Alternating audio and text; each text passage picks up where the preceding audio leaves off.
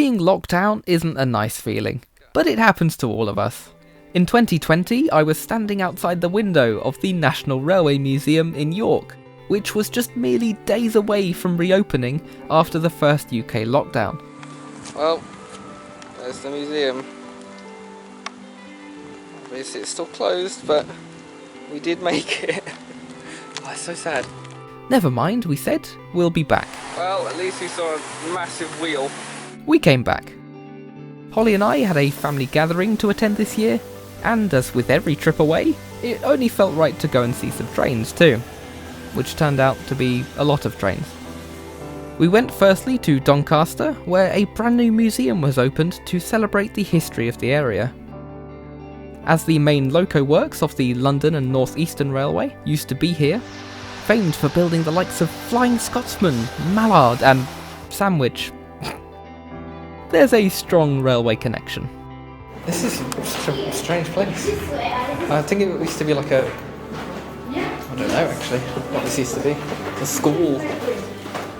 Yeah, this is the right place. Oh wow. They're just here. On loan from the NRM is Green Arrow and Large Atlantic 251. So Green Arrow's in the Railway series, one of the later ones, as itself, Green Arrow. That's massive compared to the narrow gauge engines. Yeah, yes, they are big compared to them. I get quite scared. Oh.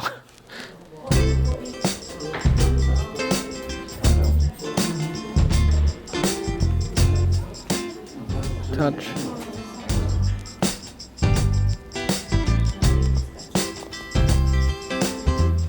Both are surrounded by nameplates and other paraphernalia of railway's past. I do like Atlantics. It'd be nice to see Bluebell's one next year, hopefully.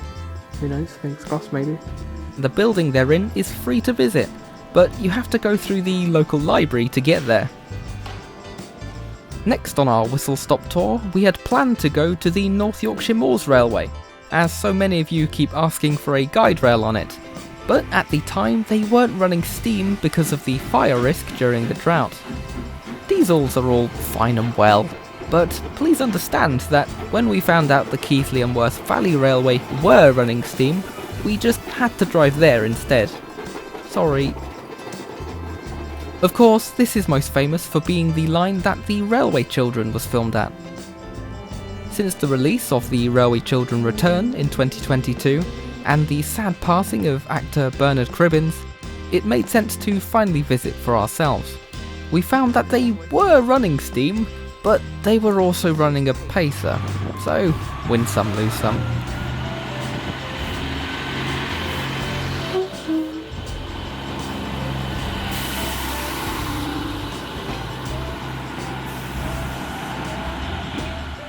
We stopped at Oxenhope and had a look round the exhibition shed there.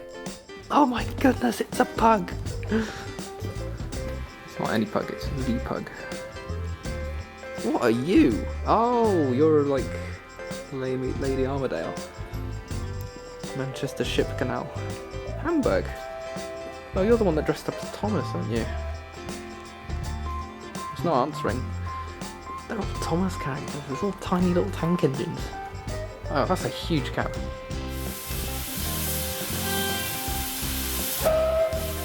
Then onwards to Oakworth, where the film was set.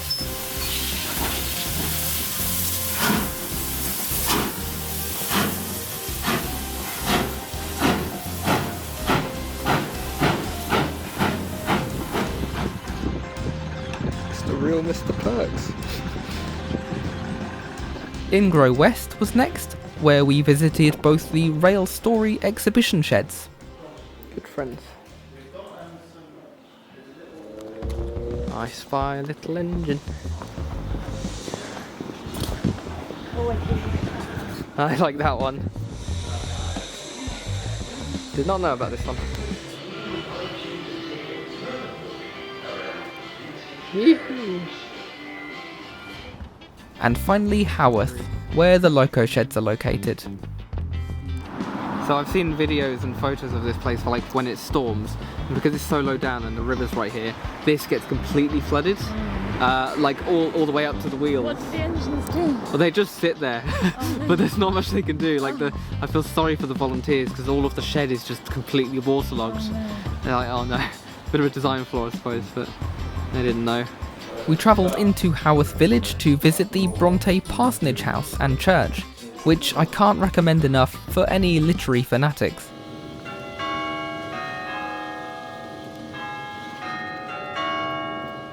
Do check out my videos on the Keighley and Worth Valley Railway and the Railway Children filming locations when they come out.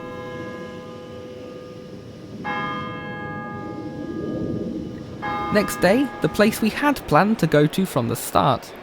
We made it back. It's been 2 years. Last time we were here, we were just waiting outside the door because we couldn't go in. It was all the COVID times. Finally, the doors are open again. We can actually enter. Woo!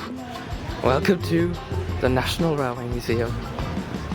The only time I had visited the NRM before was for the Great Gathering of A4s in 2013. So it was nice to see some of the locos that had been moved out to make room back then, such as the Stirling Single and Little Copper Knob. I'm used to seeing Stephenson's rocket in the Science Museum in London, so it was refreshing to see it in a new location.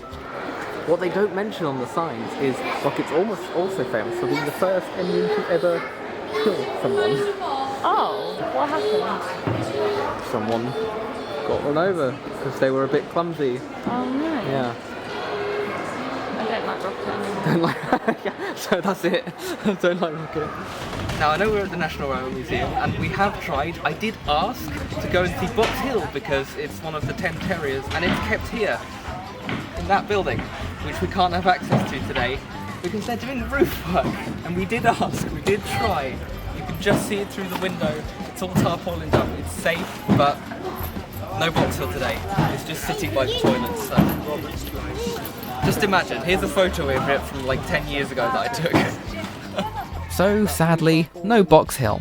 But the museum is well underway to mark its 50th anniversary in 2025 with a complete rebuild, so it just means we'll have to come back. Again. On the way home, we needed somewhere to break up the journey, so we popped by another place that I wanted to tick off the list, the Great Central Railway.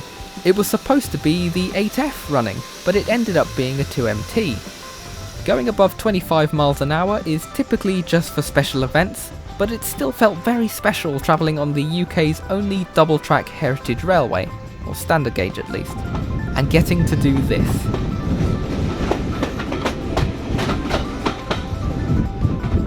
Because we were only passing by, we didn't get out at Rossley or Quorn, but we had a look round Loughborough instead. There's a viewing area for the loco shed there, and a small museum on the platform. We went back on the DMU, which played a daisy and only wanted to go backwards. The timetable said that we'd be passing the steam train on the move, and I was there, ready at the window to film that, but the 2MT was late, so the best I got was a boring old station shot. Yeah, nevertheless, for an extended weekend away with family, going to 4 railway-related places isn't too bad going. So expect to see a guide rail on some of these places in future. Do go and visit them yourselves though, of course. There's no need to wait.